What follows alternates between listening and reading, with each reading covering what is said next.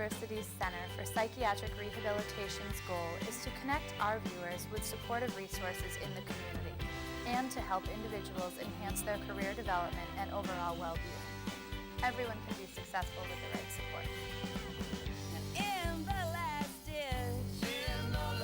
ditch, I think of you. I think of you. Yeah, in the last ditch, I will be true. Good afternoon and welcome to Employment for All, where we feel that everyone can be successful with the right supports.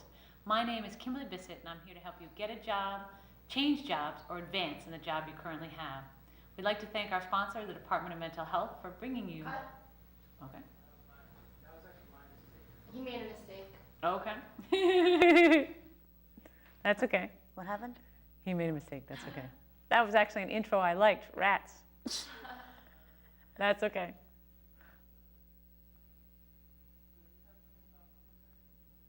Okay, here I am talking. Is that good? Welcome to Employment for All. No problem, no problem.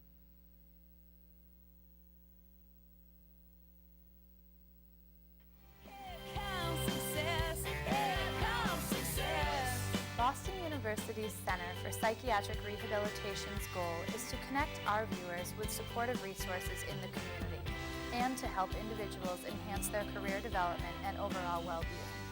Everyone can be successful with the right support. In the last ditch, I think of you. I think of you. Yeah, in the last ditch, I will be true. Good afternoon and welcome to Employment for All. My name is Kimberly Bissett. Sorry, David. Okay.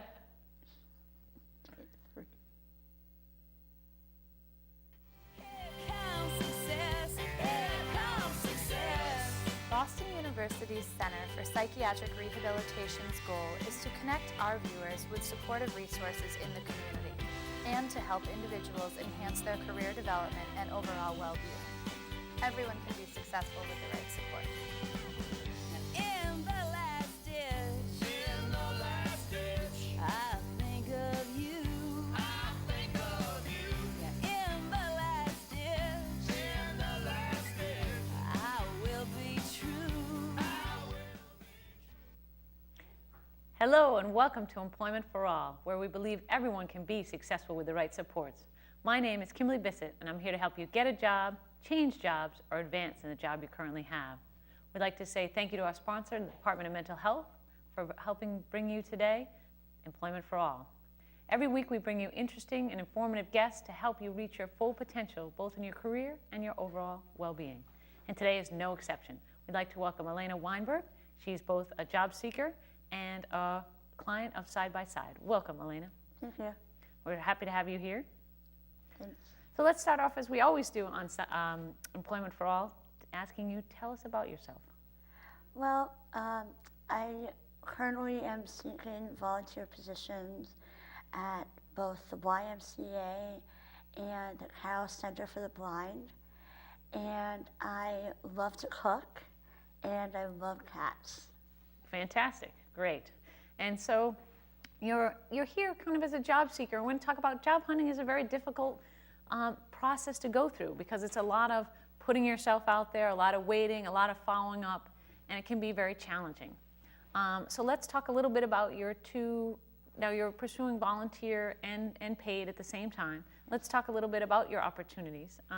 Let's talk a little bit about the YMCA. What would you be doing for the YMCA? At the YMCA, I'd be working in the daycare, taking care of young children. Okay, great. And what would you be doing at the Carroll Center for the Blind? At the Carroll Center, I would be a dormitory supervisor, working in their dorms, supervising the students after hours, after classes. Great, okay. And so let's talk a little bit about, so the Carroll Center for the Blind does a lot of helping individuals transition from really from the dormitories back into independent living skills. So you would be someone who's supervising new people who have recently been visually impaired or blind, and helping them in the dorms get ready to go back out into the community, into independent living. Is that correct? Yes. Great. And so what kind of role would you provide?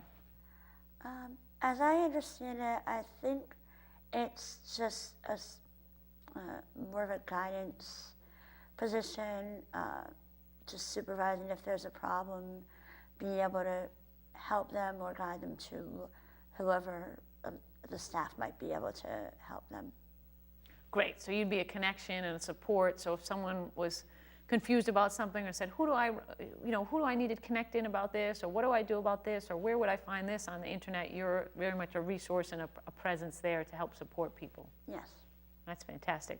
And they have a system where I think actually I would love to see this implemented in a lot of mental health situations, where it's a dormitory to help people who really want to transition back into their own independent living, but they also have, so they have dormitories where people share the rooms, or they might live independently, but then they also have an independent living portion where they have their own kitchen, and they really practice before they go back into the community. And I think that's fantastic, and I wish we could do more of that for young adults, because the rate of young adults leaving a psychiatric hospital and coming back to a hospital is very high, because I don't know if we prepare young adults who experience a psychiatric disability or a mental health condition well enough to go right into the community. We talk a lot about it, but young adults in general have trouble with if-then consequences, like if I have unprotected sex, I may get a STD, a sexually transmitted disease. If I have another drink, I could wrap my car around a tree. If I hit that guy because I'm mad at him at school, I could get suspended. They have a lot of difficulty with that. And if you're a young adult who experiences a psychiatric disability, that ability is even more severely hampered. So it's very difficult. So I would love to see, I think their system is so great that I would love to see if we could have a part of a hospital that actually has those pieces to really help the young adult be well prepared to go into living on their own. I think the Carroll Center does an amazing job with that. Yeah, I agree. I think it's kind of a neat process. So you'd help both of those pieces, so it'd be great. So you might play games, just hang out at the dorm, kind of, it's like a dorm, almost a dorm monitor like you had in college. Yeah, kind of like an RA without, not as serious of a position. Right, right. But you would be on alert for if there was any emergencies and contacting medical professionals, or contacting any staff if something went wrong. Yeah.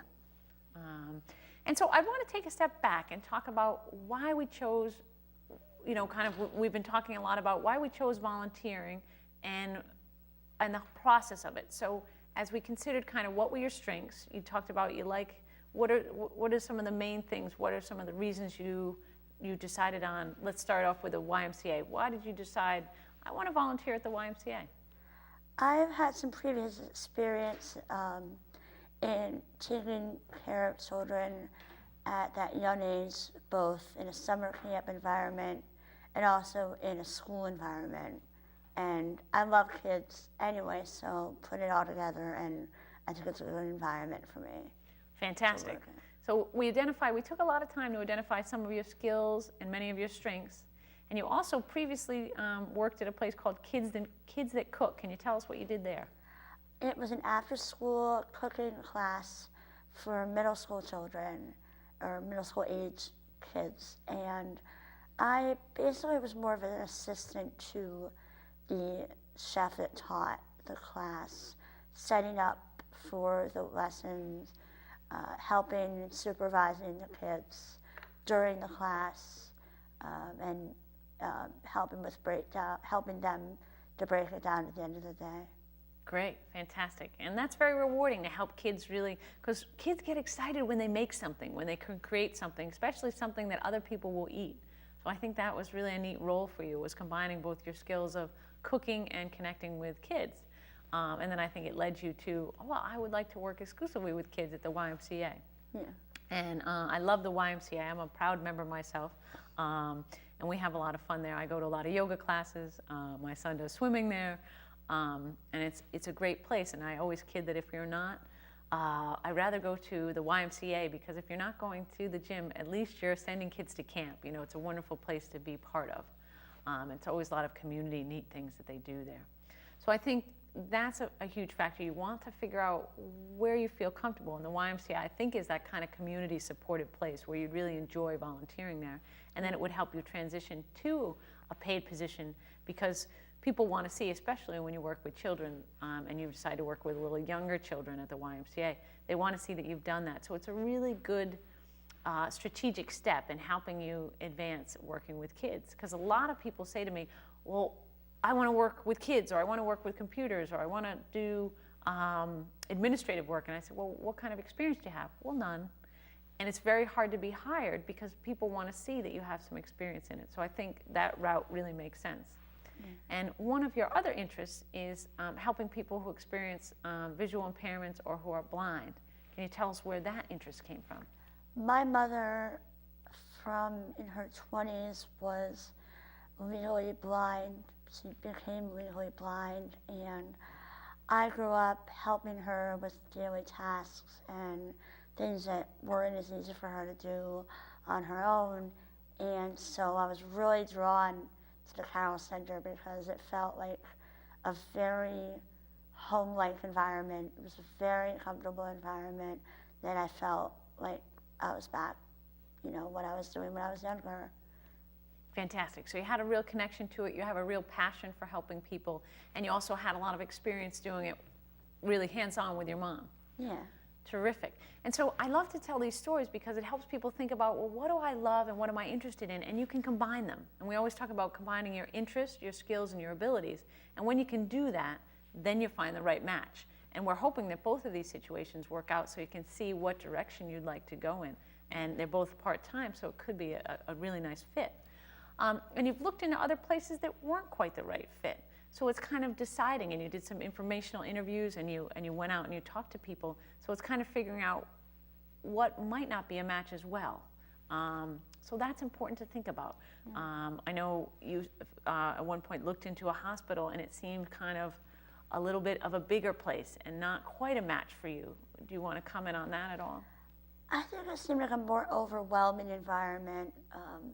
Too many tasks all at once. And I'm better with a simpler job, not as many larger tasks, so that both those environments, both the YMCA and the Carroll Center, are a bit easier to do and simpler. Right, they're kind of a focused mission, something that you're very interested in, and you don't have as much of an interest in the healthcare piece.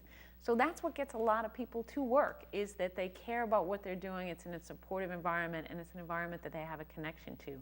And here at Employment for All, we really try and encourage people to link up with what they're passionate about, what they like, and what makes a difference for them. Because it really shows through in the work. On those days like today where it's really raining out, it helps you get up and go to work when you care and you're connected to what you're doing. Because it's more than just a paycheck, it's about what makes a difference. I fully agree.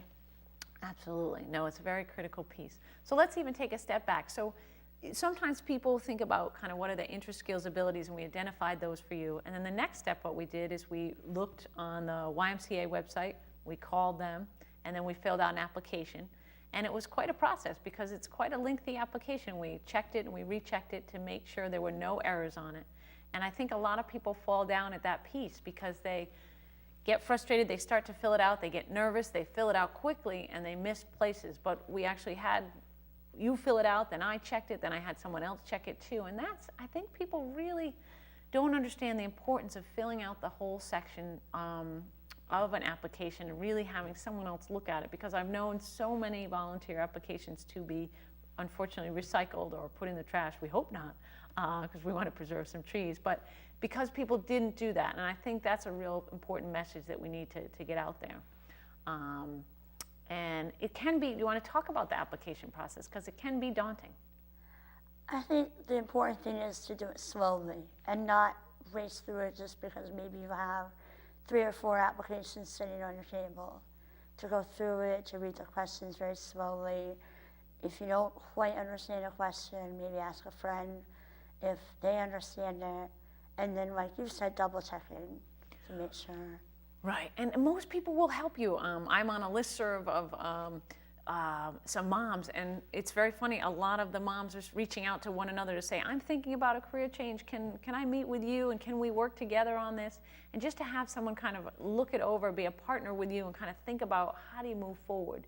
And almost anyone who's a friend would be willing, I would think, to look over an application, say, oh, can I buy you a cup of coffee? Can I take you out for pizza? Could you look over my application to make sure I've crossed all my T's, dotted all my I's? Because it's easy to miss something, and that's really a red flag for employers that, and we all get nervous. There's something about an application that people get nervous around.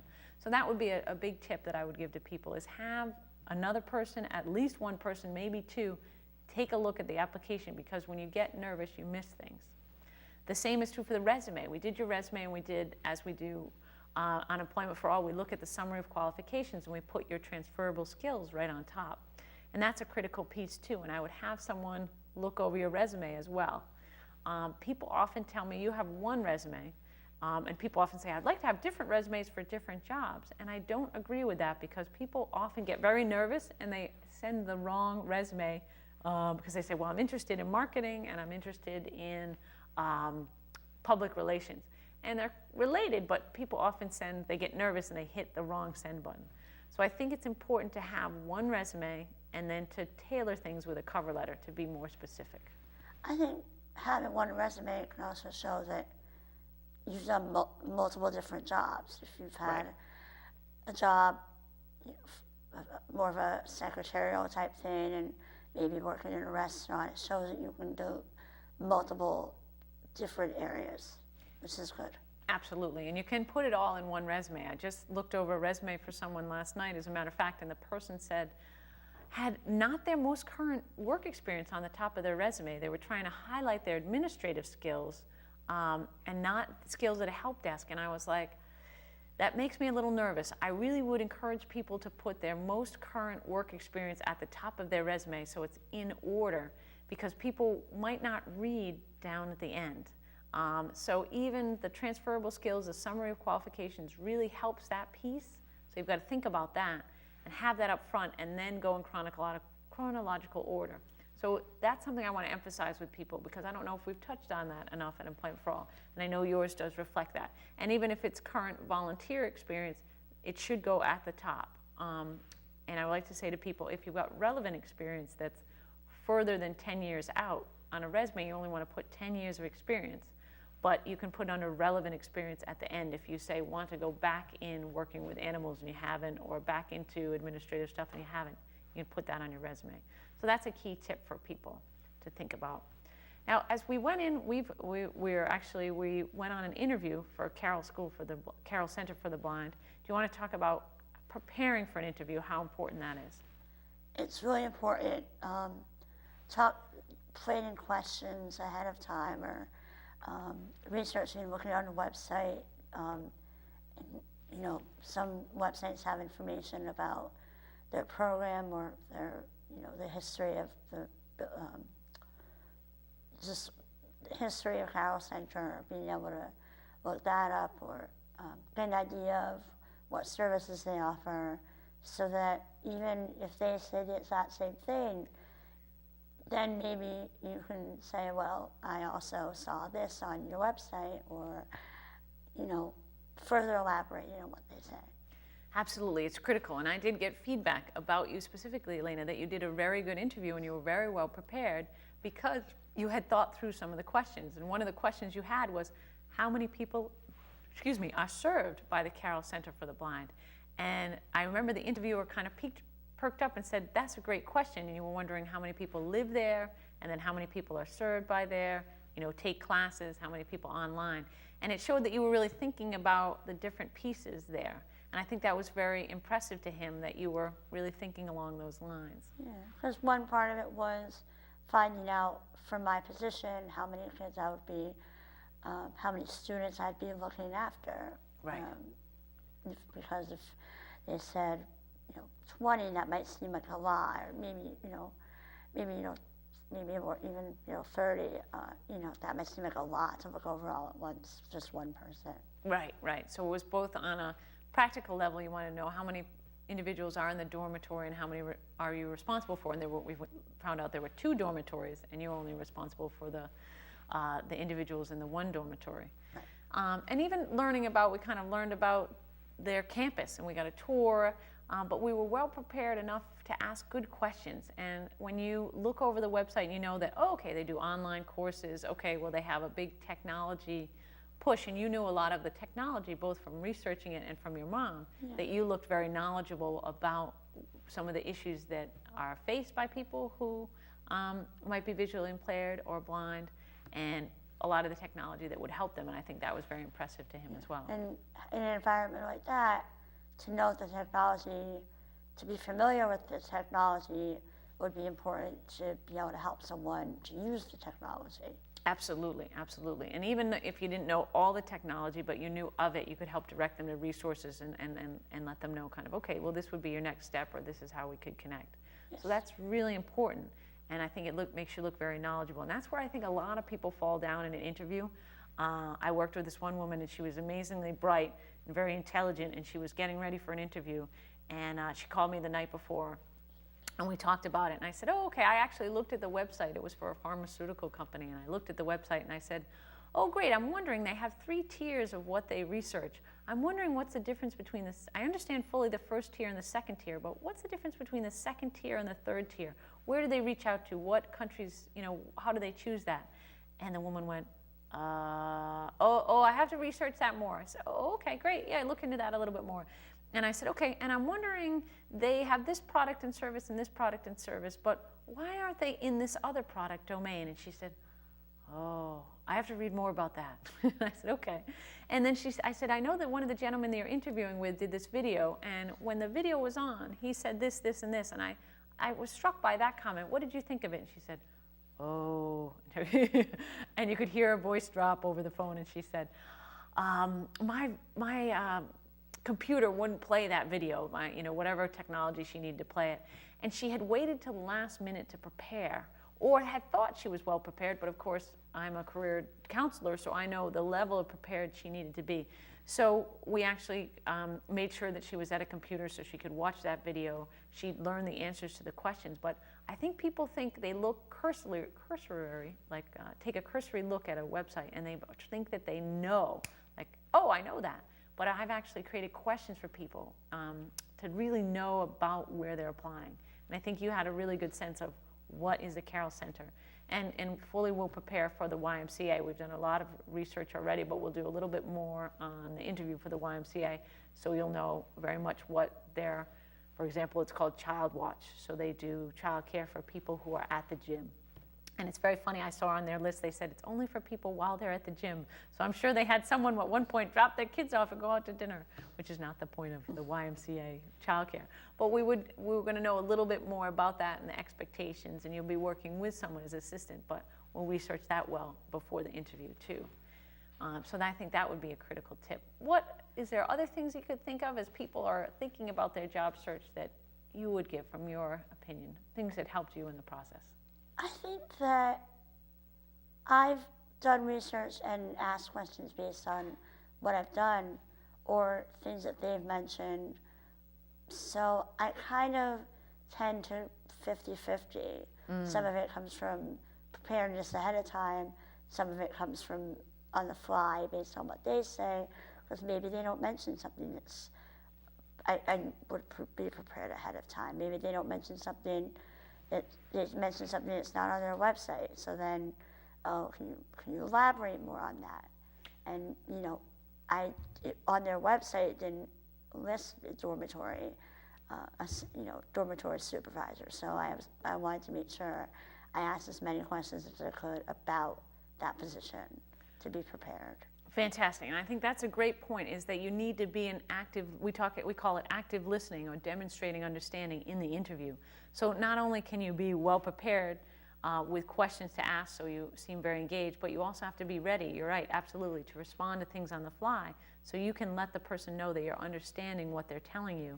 And you mentioned 50-50, which is absolutely correct. Because oftentimes I ask in a classroom, or I ask someone I'm preparing, I say, well, what do you think, an interviewer and an interviewee, someone who's the employer and someone who's the job candidate, what should be the balance of talking?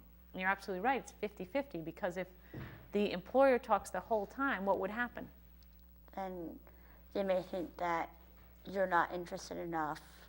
You know, they want you, they're hoping that you'll ask questions to show that you're interested in the job and care enough about getting the job, Absolutely, absolutely. or at least being a candidate. Right, it really shows that you're engaged when you ask questions. It shows you're well prepared. So those are critical pieces. So, and also if the candidate talks too much, what would be the downfall of that? Not giving the employer a chance to give more detail about the job. Right, because they will give you absolutely clues that will help you sell yourself as a candidate. So that's absolutely right.